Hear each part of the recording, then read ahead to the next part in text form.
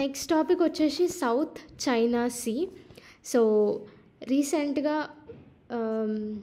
China వచ్చేసి south China see మొత్తం మాదే అంటే మాదే అనేసి చైనా అంటది. కానీ ఫిలిప్పైన్స్ ఈ సౌత్ చైనా సీ చైనాది కాదు, దాంట్లో ఉన్న కొన్ని ఐలాండ్స్ మావి కూడా ఉన్నాయి అనేసి ఫిలిప్పైన్స్ ముందుకు వచ్చింది.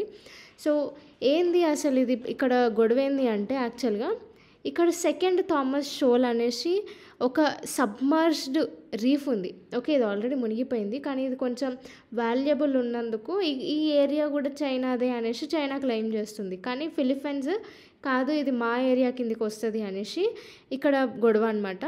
సో సౌత్ చైనా సీలో సౌత్ చైనా సీ యాక్చువల్గా వెస్టర్న్ పెసిఫిక్ ఓషన్ సైడ్ ఉంటుంది.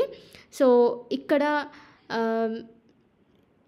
సింగపూర్ నుంచి ఆల్మోస్ట్ స్ట్రైట్ ఆఫ్ మలక్కా వరకు ఈ సౌత్ చైనా సీ ఎక్స్పాండ్ అవుతుంది.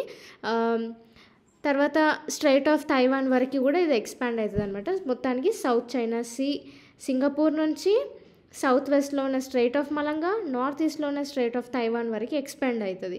సో ఇది మొత్తం చైనాదే అన్నట్టు ఈ చైనా, తైవాన్ ఇవన్నీ దేశాలు, వియట్నాం కానీ, బ్రూనే కానీ, ఇండోనేషియా, మలేషియా, ఫిలిప్పైన్స్ ఇవన్నీ అడ్డు చెప్తున్నాయి అనమాట. సో ఇది మొత్తం చైనాదే కాదు, మా ఏరియాస్ కూడా, మా టెరిటరీస్ కూడా ఇక్కడ ఉన్నాయి, ఇది మా ఎకనామిక్ జోన్ కిందికి కూడా వస్తాయి అనేసి ఈ కంట్రీస్ క్లెయిమ్ చేస్తున్నాయి. సో ఇక్కడ మేజర్ పాయింట్ ఏంటి అంటే, ఈ సెకండ్ థామస్ షోల్ అనేది ఆల్రెడీ మునిగిపోయిన ఒక రీఫ్ ఇది. సో ఈ రీఫ్ ఏరియా మొత్తం చైనాకు అనేసి ఉంది. సో ఈ రీఫ్ అనేది మేజర్గా స్పార్టీ ఐలాండ్ కిందికి వస్తుంది అనమాట. సో ఈ స్పార్టీ ఐలాండ్స్ అనేది చైనా మాదంటది, తైవాన్ అంటది, వియట్నాం, ఫిలిప్పైన్స్, మలేషియా ఇవన్నీ ఎకనామిక్ జోన్స్ కిందికి ఈ స్పార్టీ ఐలాండ్స్ వస్తాయి.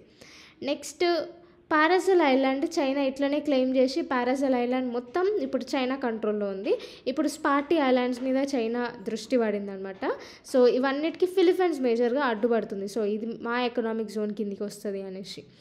నెక్స్ట్ స్కార్బోరో షోల్ అని కూడా ఉంది. సో ఇది కూడా చైనా మాదంటే మాదే అని క్లెయిమ్ చేస్తుంది. చైనానే కాదు, తైవాన్, ఫిలిప్పైన్స్ కూడా క్లెయిమ్ చేస్తున్నాయి అనమాట.